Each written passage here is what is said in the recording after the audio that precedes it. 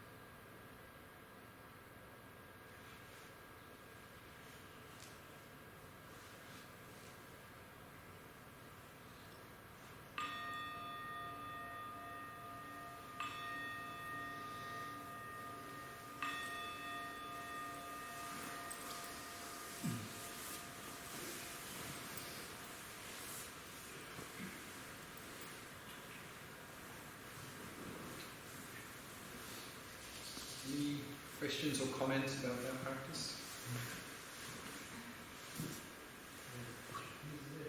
Explain again what to do when we get to lethargic or dull. So in that meditation, I introduced a couple of key terms that can, as a beginner, can really help us to know what to do if we get either agitated and distracted or get dull and drowsy. So maybe we can put that on the board so we got that clear.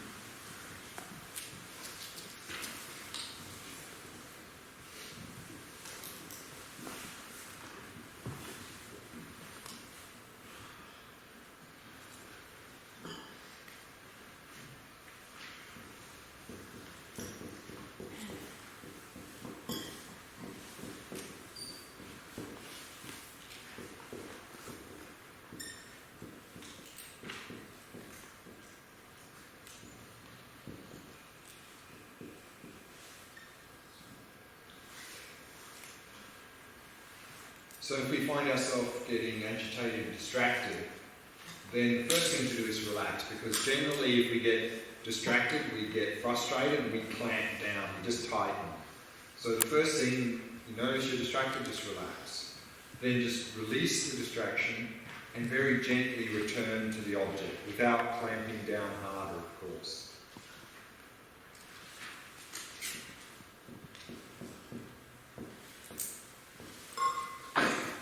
If we fall into dullness or drowsiness, there's also three key words here that can remind us what to do. Very often, one of the main reasons we're falling into drowsiness is we've just lost interest in the practice.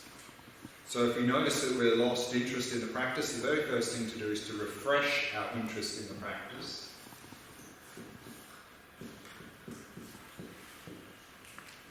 And we can do that by remembering the benefits of the practice.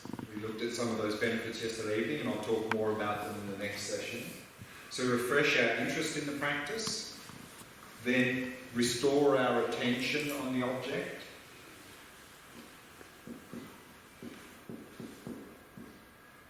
Means apply mindfulness to the object again. And this can be very helpful to do on the in-breath. Because on the in-breath is a natural time to arouse the attention. So on the in-breath, then hold the object again.